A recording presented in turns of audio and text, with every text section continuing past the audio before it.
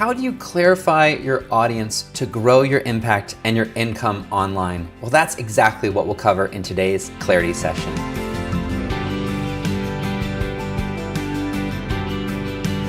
You're listening to the Clarity Sessions. This is Brian Dixon, and today I have the pleasure of speaking with Betsi from betsysworld.com. Betsi retired at age 45, which is incredible, and now she runs a blog and has location freedom, but she's still struggling with getting clear on her audience and how she helps. Let's take a listen. How do you get clarity and know that what you want to do is the right thing, and then how do you amplify it out to your right audience?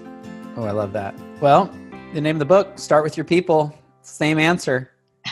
So tell me about your people. Who do you feel like you're here to serve? Who's somebody that you feel like you can make a difference for?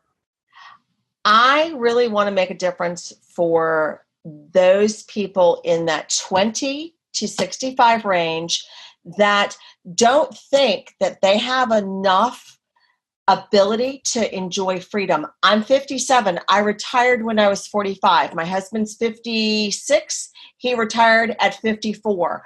Wow. We are semi-nomads. Believe me, if we can do it, anybody can do it. You just have to have a plan. And Yes. I want to share that plan and how I've harnessed the power of freelance writing, how I've harnessed the power of blogging, and how I'm making an income at it. Yep. That's amazing. So when you say retired, you're still doing work, but you're not doing a 9 to 5, go to the job. You're doing kind of freelance stuff, being able to travel, income or location independence. Exactly. And I'm doing it on my terms. Instead of working for someone else, I'm working for me. I love it. I love it. So narrowing down that audience a little bit, you know, what I like to do is I think of a target on a bullseye.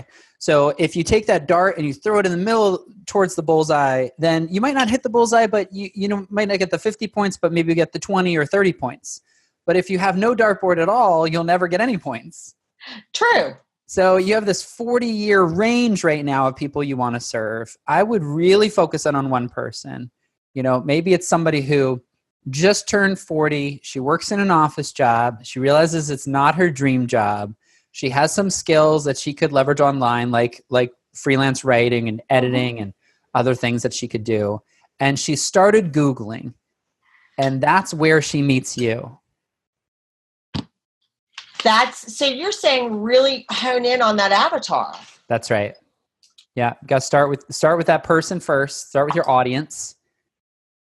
And you mentioned the word amplify. For me, an amplify is actually an acronym: audience, message, and product. So those are the first 3 stages of amplify. So we've got to start with our audience first. So imagine, you know, her name's Carol. She's 40. She just turned 40. And that milestone birthday gets you thinking about bigger things. Yes, it does. So she says, do I want to give this thing another 25 years or 20 years at this place? And maybe, you know, she works at an insurance agency or at a corporation, you know, really get specific about who she is. And the thing about getting specific is really picturing her. She might actually be a real person you know, or maybe a combination of a few people you know.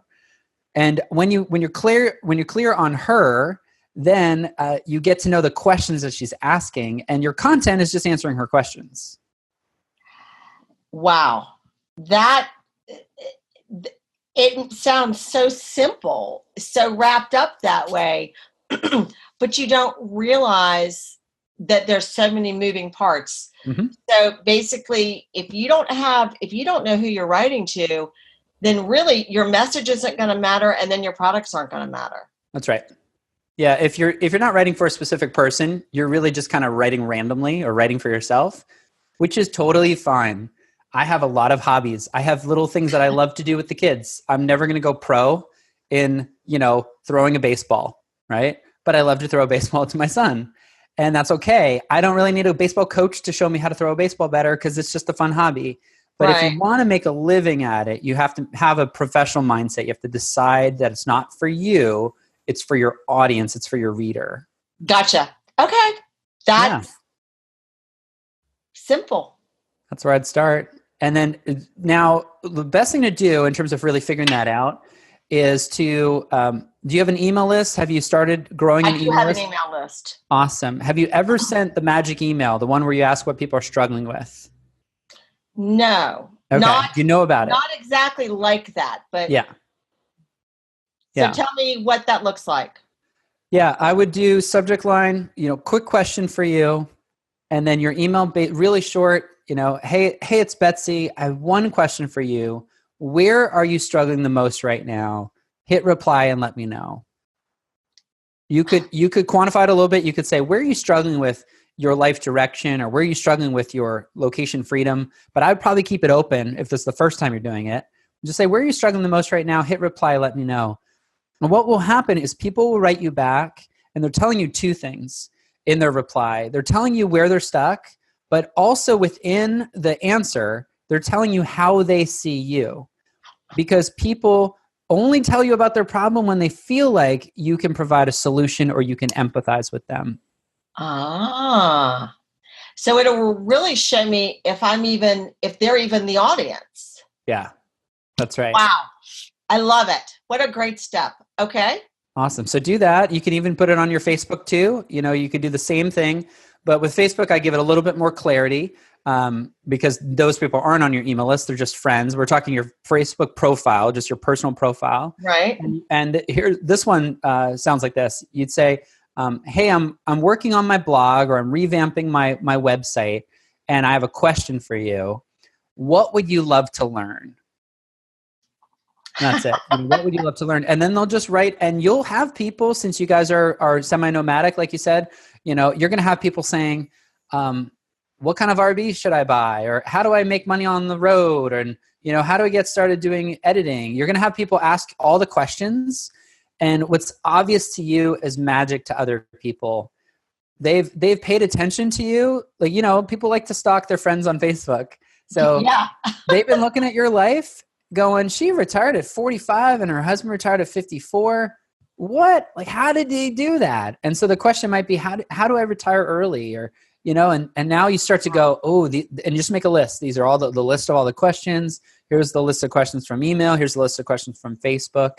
And once you get clear on that reader, then you put it all together and you've got a pretty good plan for creating that content. I love it. That is so simple, but yet we try to make it so complicated. And, it goes along with what I've always said, keep it simple, stupid. I mean, because that's me. If it's not simple, I can't do it. Love it. Awesome. Where can people learn more about you? At Betsy's World, www.betsy, B as in boy, ETSIworld.com. So there you have it. Remember, start with your people, because clarity makes all the difference. Now, if I can help you personally through our one-on-one coaching program, just head to briandixon.com/coaching. And if you want access to the transcript, the video version, and even the links that we mentioned in this episode, get all the show notes by heading over to briandixon.com/clarity09. Remember, your message matters. It's time to make an impact and an income today. Thanks for listening.